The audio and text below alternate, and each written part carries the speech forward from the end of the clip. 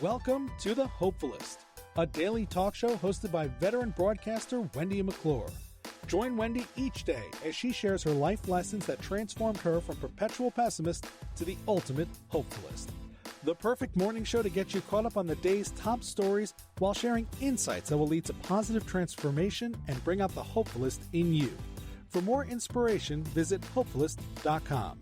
And now, here's your host and hopefulist, Wendy McClure. Good morning, good morning. It is Thursday, June 20th, 2019. It's a I wish it were Cocktail Friday Thursday. Rainy, foggy, dreary here at the Jersey Shore. I have not yet heard from my husband, who typically sends me a text when he gets to work.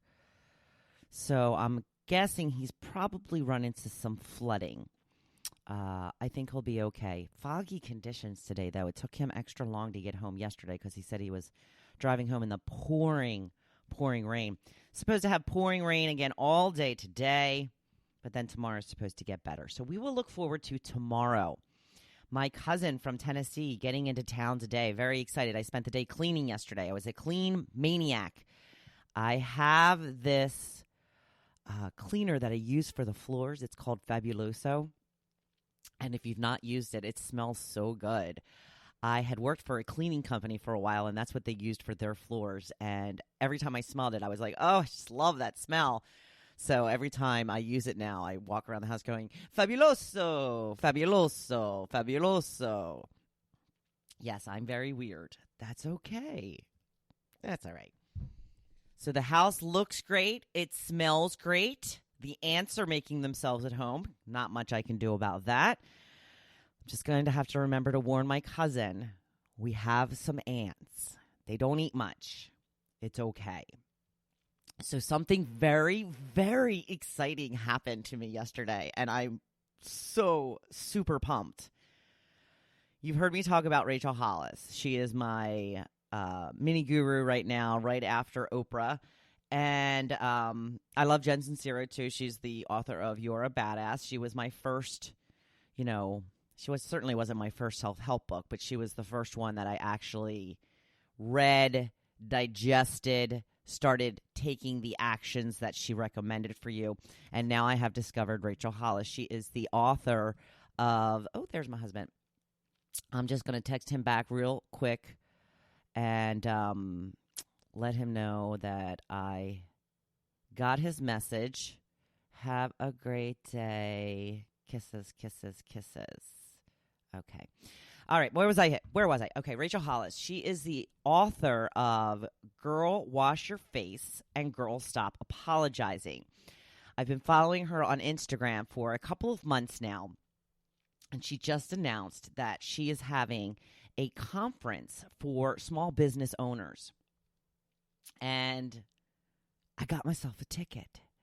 It's going to be in South Carolina, in Charleston, which is funny because Joe and I just went to Charleston this past December for the very first time. Beautiful town. Oh, my gosh, so nice. So it's going to be in November. I wish it were a little bit closer. November seems really far away, and I'm really looking forward to this because she is going to kick my butt into shape. This is all about small business. I'm going to find out how to grow my business, how to reach more people. Super, super pumped.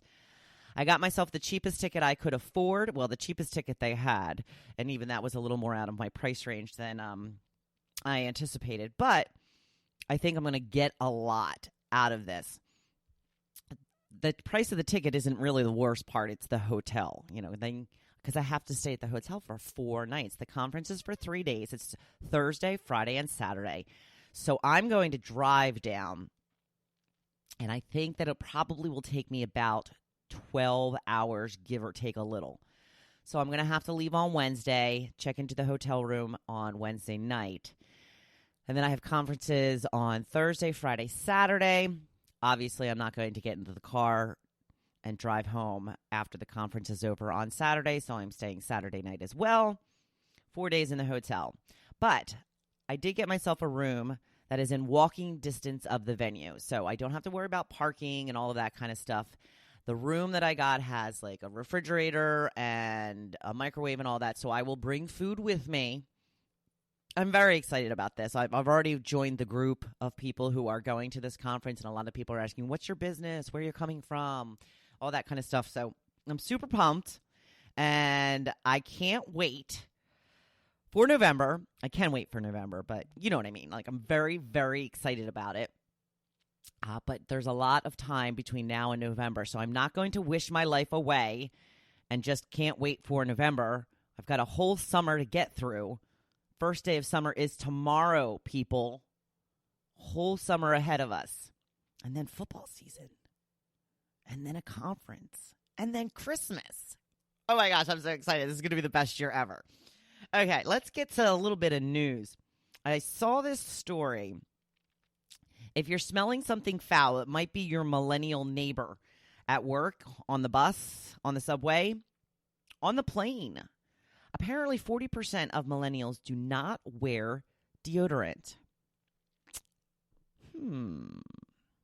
They say that it's mostly a fear of the chemicals being bad for you. There has been this talk of deodorant being cancer-causing, especially to women. And I just recently read where there is no study that supports that whatsoever. Whether the study is, you can take it for what it says. I'm not sure who put the study out. I don't know if it's credible. I tend to see things that I like and choose to believe them and stick with that belief. I didn't used to wear deodorant all the time. I would wear it if I knew I was going to be out somewhere where I could potentially be sweating. But mostly in the wintertime, I didn't wear it at all because, again, a little bit of that fear in my mind about the cancer-causing agents in the deodorant. And I didn't really need it, to be honest with you. I don't sweat a lot unless it's a sweaty situation, like exercise, being out in the hot sun, that kind of thing. I do remember one time, but occasionally I would get stuck. Occasionally I would find myself in a situation where I was sweating. I didn't expect to be sweating, but I was. And guess what? Yeah, I was smelly. So I started wearing it a little more often. And now that it's summertime, I'm going to wear it all the time. And I pretty much wear it all the time now. I'm not sure. It doesn't stop you. It's not antiperspirant that I wear. It's just deodorant. I actually was looking for an antiperspirant deodorant because I hate sweating under my underarms. It's gross. It's disgusting. But I was not able to find something easily for, like, just at Walmart or whatever. I mean, not searching it out. I'm like on Amazon and all that kind of stuff. So whatever I came across is always just deodorant, which means it's not that you don't sweat. It's just that it doesn't stink like, hoagie. So, yeah, I'm going to stick with my keeping on the deodorant. The millennials, if you're smelling something, it might be one of those. I have to ask my niece if she wears deodorant. She's a millennial. I think that she probably does. I'm not sure. Okay. So, yeah, if you don't wear deodorant, you're only hurting the people next to you. So, I wanted to get to my topic. I did something fun today because I'm going to be pre-recording my podcast for tomorrow. Since my cousin will be in town, I don't want to have to worry about getting the podcast on while she's potentially still sleeping or, just it kind of interfering with our plans. We actually are going to see her son graduate from boot camp tomorrow in Cape May, New Jersey. He is in the Coast Guard. Congrats to him. She wants to get down there pretty early because, in her words, she has to get some coasty gear. The graduation is at 10. Cape May's about an hour from here. I told her we would leave at 7:30. So what I'm going to do is I'm going to pre-record my podcast for tomorrow, and it probably will be a little bit of a shortened version. Won't have as many stories and news items and such, but it'll still be fabulous. I will be covering my blog post, and it will be tons of inspiration and positivity. So for yesterday, I put up on the Facebook page, your gangster name is the color of your shirt and the last thing you drank.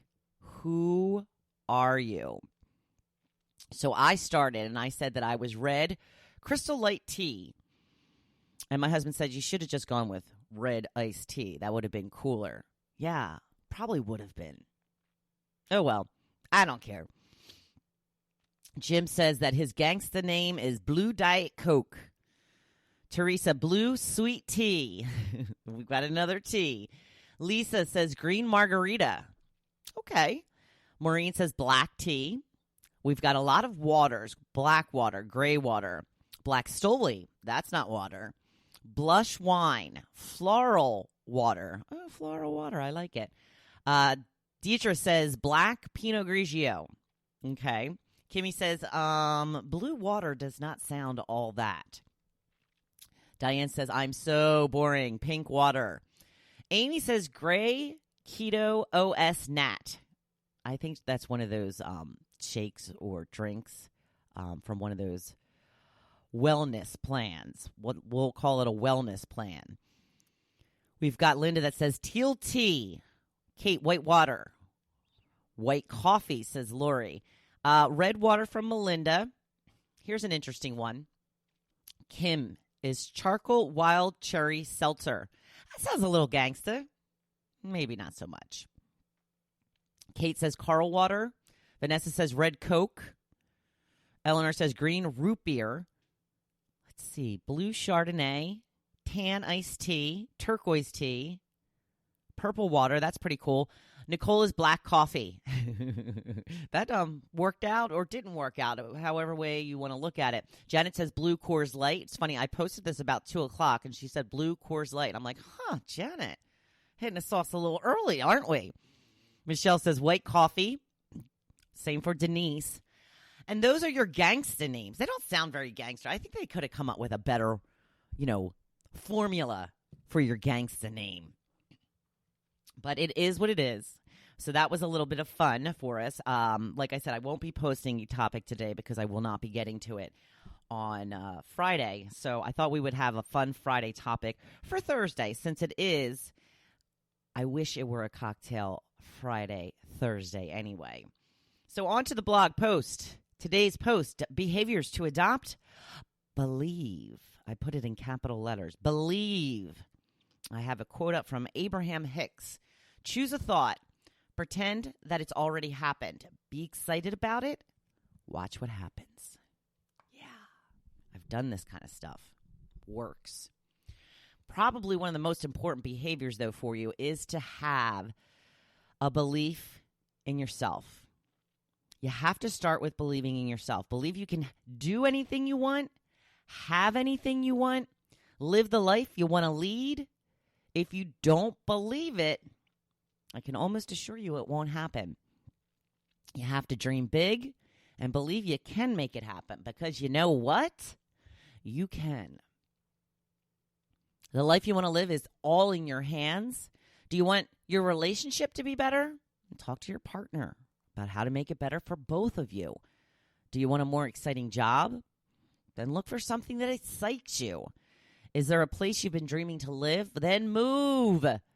Again, it's all so simple. Not easy, but simple.